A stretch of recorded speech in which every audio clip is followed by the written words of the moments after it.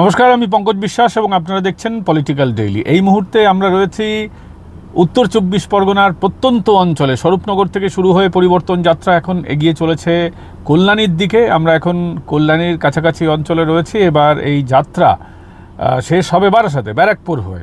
আগামীকাল ব্যারাকপুর এবং তারপর পরশুদিন এটা শেষ হবে বারাসাতে। কিন্তু আজকে পরিবর্তন যাত্রা নিয়ে কথা বলার জন্য আপনাদের কাছে আসেনি। পরিবর্তন যাত্রা নিয়ে একাধিক ভিডিও আমরা তৈরি করেছি, আমাদের চ্যানেলে সেই উন্মাদনা আপনারা দেখতে পাচ্ছেন। আজকে যেটা নিয়ে কথা বলতে এসেছি, যে একটা গুজব সামাজিক যোগাযোগ মাধ্যমে ব্যাপক ছড়িয়েছে যে একটা নবম কেন্দ্রশাসিত অঞ্চল তৈরি হবে পশ্চিমবঙ্গ ভঙ্গ করে, অর্থাৎ আবার একটা বঙ্গভঙ্গের বিষয় সামনে আসছে এবং সোশ্যাল মিডিয়ায় দাবি তৈরি হয়েছে যে পশ্চিমবঙ্গ এবং বিহারের কিছু অঞ্চল মিলিয়ে নবম কেন্দ্রশাসিত অঞ্চল তৈরি করা হবে, ইউনিয়ন টেরিটরি। কী বলা হচ্ছে সেখানে বলা হচ্ছে যে বিহারের পূর্ণিয়া, আরারিয়া, কিষানগঞ্জ এবং কাটিহার, পশ্চিমবঙ্গের দুটি জেলা মালদা এবং উত্তর দিনাজপুর মিলিয়ে এই কেন্দ্রশাসিত অঞ্চল তৈরি করা হবে। এর মধ্যে চিকেন নেক অর্থাৎ শিলিগুড়ি করিডোরটাকেও মিলিয়ে নেওয়া হবে বলে বিভিন্ন সংবাদ মাধ্যমে আমরা দেখতে পাচ্ছি। বিশেষ করে সামাজিক যোগাযোগ মাধ্যমে এই গুজবটা ছড়িয়েছে। বিভিন্ন সংবাদ মাধ্যমেও আলোচনা হচ্ছে যে ব্যাপারটা কি। আমরাও ভাবলাম, আমরাও খোঁজাখুঁজি শুরু করলাম যে আসলে বিষয়টা কি। তো আমরা যেটা দেখতে পাচ্ছি যে প্রেস ইনফরমেশন ব্যুরো স্পষ্টভাবে বলে দিচ্ছে যে এই দাবি একেবারে সত্য নয়। অর্থাৎ সামাজিক যোগাযোগ মাধ্যমে আপনারা যেটা দেখতে পাচ্ছেন ওটা সত্য নয়। অন্যদিকে রাষ্ট্রপতি শাসনেরও কিন্তু একটা আবহাওয়া, বাতাবরণ তৈরি হচ্ছে। আমরা দেখতে পাচ্ছি যে বিভিন্ন বিজেপির নেতারাও বিভিন্ন সময় রাষ্ট্রপতি শাসনের কথা বলেছেন, বা অনেক মানুষজন যারা পরিবর্তনকামী মানুষজন আছেন তাদের একটা বড় অংশ বলছেন যে রাষ্ট্রপতি শাসন হওয়া উচিত। সত্যি কি রাষ্ট্রপতি শাসন হবে সেটা নিয়েও আলোচনা করব আজকে। কিন্তু আজকে প্রথমে যেটা আপনাদেরকে বলি, ইউনিয়ন টেরিটরির বিষয়টা, যে প্রেস ইনফরমেশন ব্যুরো বলে দিয়েছে যে এই ভুয়ো খবর, এই খবরটা ভুয়ো। কিন্তু কেন তৈরি করা হলো খুব গুরুত্বপূর্ণ। কারা এই ছড়ালো বিষয়টাকে, এটা কিন্তু ভাবাটা খুব জরুরি। কারণ বিহারে আপনারা জানেন ইতিমধ্যেই বিহারের যিনি মুখ্যমন্ত্রী ছিলেন, সদ্য পদত্যাগ করেছেন নীতিশ কুমার, তিনি পদত্যাগ করেছেন এবং নীতিশ কুমার পদত্যাগ করার ফলে বিহারে কিন্তু একটা রাজনৈতিক শূন্যতা তৈরি হয়েছে, বিহারে একটা রাজনৈতিক অস্থিরতা তৈরি হয়েছে। এবার এই রাজনৈতিক অস্থিরতা তৈরি হওয়ার ফলে বিহারের ওই অঞ্চলগুলো কিন্তু সেন্সিটিভ। বিহারের যে কিষানগঞ্জ অঞ্চল, সেখানে মিম জিতেছে এবং কিষানগঞ্জ অঞ্চলটা রয়েছে হচ্ছে সব থেকে বেশি সেন্সিটিভ। ওখানে ব্যাপক গণ্ডগোল হয়। বিহারের এই কিষানগঞ্জ অঞ্চল একমাত্র বিহারের সংখ্যালঘু অধ্যুষিত জেলা। যেমন আমাদের মুর্শিদাবাদ, বিহারে কিন্তু একমাত্র সংখ্যালঘু অধ্যুষিত জেলা হচ্ছে এই কিষানগঞ্জ জেলা। ফলে কিষানগঞ্জ জেলাটাকে অশান্ত করার একটা চক্রান্ত আমরা দেখতে পাচ্ছি। এবং পরিবর্তন যাত্রা যখন চলছে, আমরা পরিবর্তন যাত্রাতে রয়েছে, আমরা দেখতে পাচ্ছি যে পশ্চিমবঙ্গের বিভিন্ন এলাকায় পরিবর্তন যাত্রায় অশান্তি তৈরি করা হচ্ছে। আমরা দেখতে পেয়েছি যে আসানসোলে অশান্তি তৈরি করা হয়েছে, উত্তরবঙ্গে তৈরি করা হয়েছে, বিভিন্ন জায়গায় পরিবর্তন যাত্রার যে র্যালি বেরোচ্ছে, এই পরিবর্তন যাত্রার র্যালিতে তৃণমূল কংগ্রেসের কর্মীরা সরাসরি হামলা করছেন। প্রথমে তৃণমূল কংগ্রেসের তরফ থেকে এমন গুজব ছড়ানো হলো যে পরিবর্তন যাত্রার র্যালিতে কিন্তু লোক হচ্ছে না, একেবারে লোক হচ্ছে না, এমনটা তারা দাবি করলেন।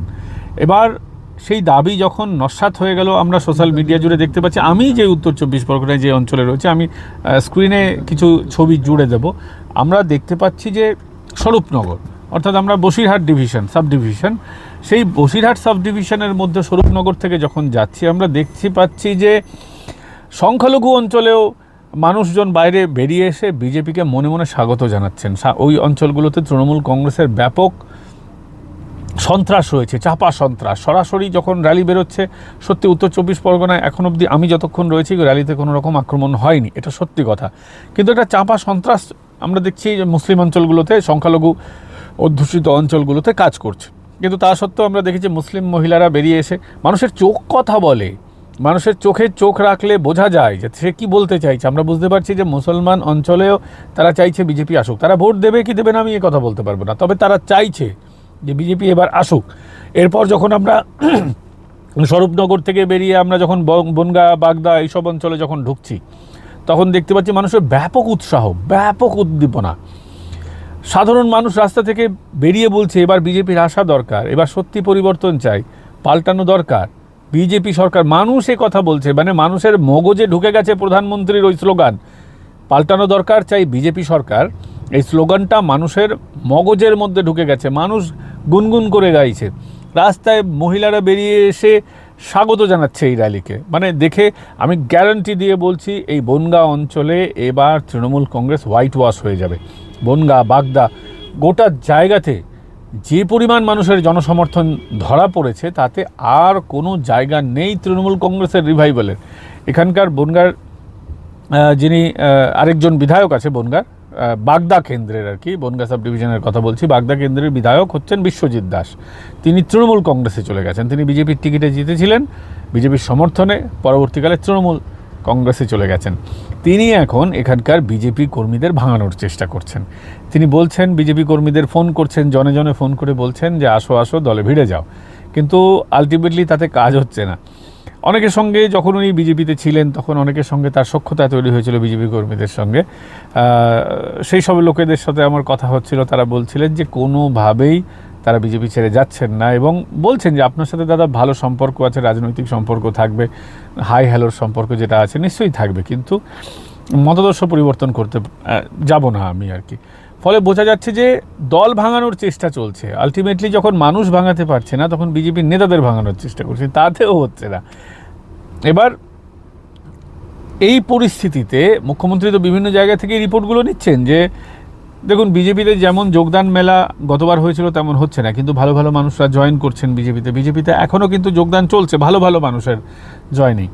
মমতা বন্দ্যোপাধ্যায় এই রিপোর্টগুলো নিচ্ছেন, এই রিপোর্টগুলো নেওয়ার ফলে তিনি তো বুঝতে পারছেন যে এবার অবস্থাটা ঢিলে আছে, মানুষ ভাঙানো যাচ্ছে না, ভাতা দিয়েও কাজ হচ্ছে না। তিনি ভাতা দিচ্ছেন। আপনাদেরকে আরেকটা বড় খবর দিই, সেটা হচ্ছে এই যে ভাতা দেওয়া হচ্ছে, আমার কাছে অভিযোগ আসছে, স্থানীয় মানুষরা বলছিলেন যে এই বেকার ভাতা আর লক্ষ্মীর ভাণ্ডার যেটা দেওয়া হচ্ছে, এই দেওয়ার ফলে অন্যান্য ভাতাগুলো কিন্তু কার্যত বন্ধ হয়ে যাচ্ছে। প্রতিবন্ধী ভাতা, বহু প্রতিবন্ধী এসে অভিযোগ করেছেন সময় মতো তারা প্রতিবন্ধী ভাতা পাচ্ছেন না, সময় মতো বার্ধক্য ভাতা পাচ্ছেন না। এই যে অন্যান্য ভাতা বন্ধ করে দিয়ে এই ভাতাগুলো দেওয়া হচ্ছে, তার একটা বড় কারণ রাজ্যের কোষাগার শূন্য হয়ে গেছে। আপনারা সকলেই জানেন, যেদিন এই ভিডিওটা রেকর্ড করছি অর্থাৎ 8 তারিখ, সেই দিন সুপ্রিম কোর্টে মমতা বন্দ্যোপাধ্যায় ছুটে গিয়েছেন, গিয়ে বলছেন যে ডিএ আমি দিতে পারবো না, 31শে ডিসেম্বর অবধি সময়সীমা দেওয়া হোক, 31শে ডিসেম্বর অবধি সরকার ভেবে দেখবে, তারপর টাকা দেবে। অর্থাৎ ডিএ তারা দিতে চায় না, এই লোকগুলোকে দিয়ে ভোট করাবে, এই লোকগুলোকে দিয়ে পরিষেবা নেবে, কিন্তু এই লোকগুলোর যে বকেয়া টাকা, বকেয়া ডিএ, সেটা সরকার দিতে চাইছে না, একেবারে সরকার দিতে অনীহা প্রকাশ করছে। 2021-এ মমতা বন্দ্যোপাধ্যায় এই সরকারি কর্মচারীদের হাতে রেখেছিলেন, তাদের কিন্তু এতটা ক্ষুব্ধ বা ক্ষিপ্ত করে তোলেননি। সেই সময় কেন তোলেননি জানেন? আপনাদেরকে একটা পরিষ্কার একটা হিন্ট দিই। 2021 সালে মমতা বন্দ্যোপাধ্যায় এই সরকারি কর্মচারীদের মধ্যে আইপ্যাকের কর্মীদের মিশিয়ে দিয়েছিলেন, বিভিন্ন গ্রুপ সি, ডি এবং আইপ্যাককে মিশিয়ে দিয়ে তিনি কি করেছিলেন, তিনি সেই সময় ভোটের মধ্যে এই লোকগুলোকে ঢুকিয়ে দিয়েছিলেন ইলেকশনের কমিশনের বিভিন্ন পোস্টে, এবং কাউন্টিংয়ের যে এজেন্ট যারা হয়, কাউন্টিং যারা সরকারি কর্মচারী যারা কাউন্টিং করান, সেই সমস্ত কর্মচারীদের মধ্যে আইপ্যাকের লোক ঢুকিয়ে দিয়েছিলেন। সেই সময় তারা যাতে চুপ করে থাকে তার জন্য তাদেরকে প্রেশারাইজ করা হয়েছিল, এবং সেই সময় তাদেরকে যাতে কোনো রকম মনোমালিন্য না হয় সেই সমস্ত বিষয়গুলো দেখা হয়েছিল। এই করে 2021-এ তৃণমূল কংগ্রেস ক্ষমতায় এসেছিল। এখন সবটা পরিষ্কার হয়ে গেছে, এখন আর ইলেকশন কমিশন আগের মতো আচরণ করছে না। ইলেকশন কমিশনের গোটা ব্যাপারটা এখন স্বায়ত্তশাসনের মতো হয়ে গেছে, তারা একটা ফেয়ার ইলেকশন করাতে চাইছে, তারা আর দলদাসের মতো আচরণ করছে না। আমরা অতীতে দেখেছি রাজীবা সিনহাকে, তিনি কিভাবে নির্বাচন করিয়েছেন। আমরা আরও বেশ কয়েকজন নির্বাচন কমিশনারকে দেখেছি যাদের মেরুদণ্ডতা কোথায় জমা রাখা ছিল সেটা আমরা জানি না, কিন্তু এবার নির্বাচন কমিশনের মেরুদণ্ড দেখা যাচ্ছে, এবং সেই মেরুদণ্ড দেখা যাওয়ার ফলে মমতা বন্দ্যোপাধ্যায় এখন ধর্নায় বসে গেছেন। ধর্নায় তিনি ভুলভাল বলছেন, নানান রকমের ওই ধর্না মঞ্চের বানানটা নিয়েই তো গণ্ডগোল আছে। মুখ্যমন্ত্রী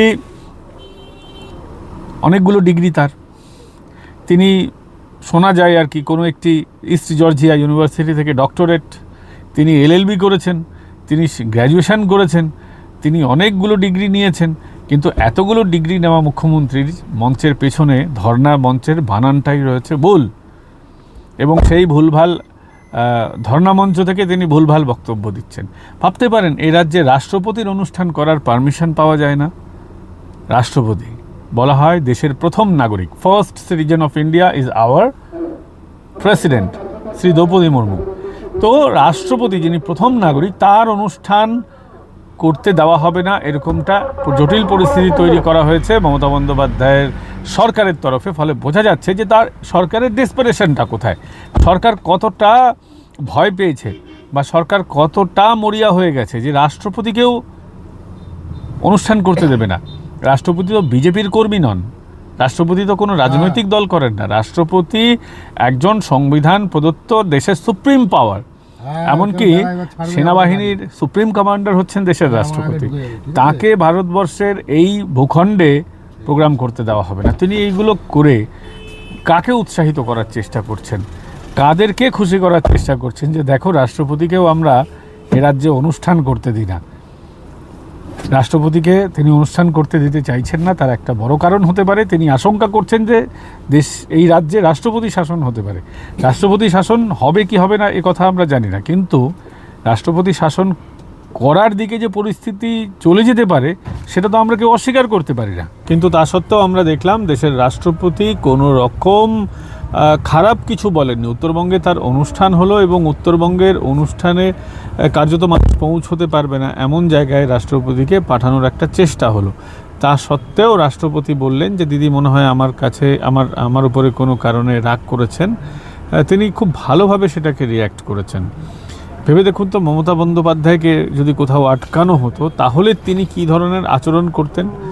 মমতা বন্দ্যোপাধ্যায়ের নাকি প্রচুর ডিগ্রি, ডক্টরেট তিনি ইস্ট জর্জিয়ার, তিনি নাকি আইনজীবী, তার আইনজীবীর ডিগ্রি রয়েছে, তিনি গ্র্যাজুয়েশন করেছেন, প্রচুর ডিগ্রি, প্রচুর বই লিখেছেন, তিনি নাকি উচ্চশিক্ষিত মমতা বন্দ্যোপাধ্যায়। অথচ তার মুখের ভাষা শুনলে তার প্রতিফলন কিন্তু তাতে পাওয়া যায় না।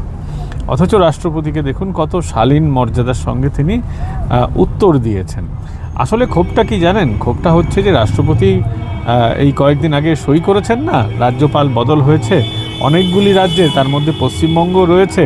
পশ্চিমবঙ্গে যে রাজ্যপাল বদল হয়েছে এবং যিনি এসেছেন তিনি সিবিআইয়ে ছিলেন, তিনি অজিত ডোভালের সঙ্গে কাজ করেছেন, নিরাপত্তা সংস্থা এবং গোয়েন্দা সংস্থা উভয়ের সঙ্গে কাজ করেছেন। ফলে মুখ্যমন্ত্রী কোথাও একটা আশঙ্কা করছেন যে এই রাজ্যে এমন একটা পরিস্থিতি তৈরি হতে পারে যেটা রাজ্যের পরিস্থিতি অবনতি হবে এবং আলটিমেটলি রাষ্ট্রপতি শাসনের দিকে যাবে। আমি বারংবার বলছি যে দেখুন যে বর্তমানে 502 জন বিচারপতি বা বিচারক তারা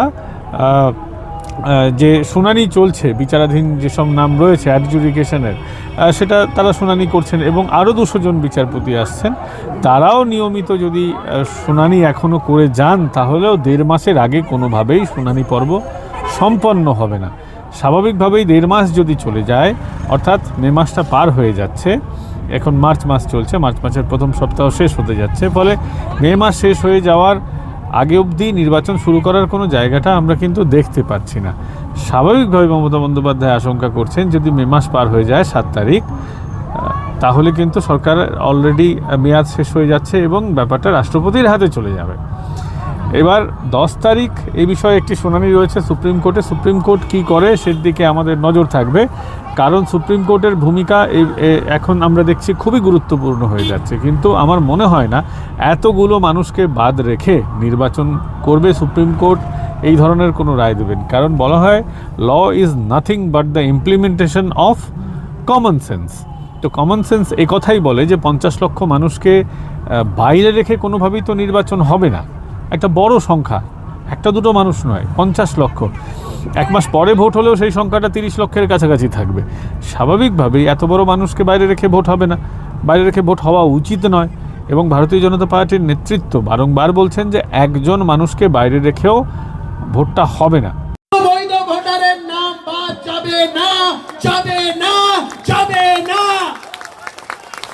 ওপার বাংলা থেকে যারা এপার বাংলায় ধর্মীয় উৎপীড়নের কারণে আপনারা এসেছিলেন, আপনারা নামের আগে মোহাম্মদ বা নামের পরে খান বসাবেন না বলে, নামের পরে বিবি বা বেগম বসাবেন না বলে যারা ওপার বাংলা থেকে এপার বাংলায় এসেছেন তারা ভারতীয়, তারা আমাদের ভাই, তারা আমাদের দাদা, তারা আমাদের আত্মীয়, তারা ভারতীয়।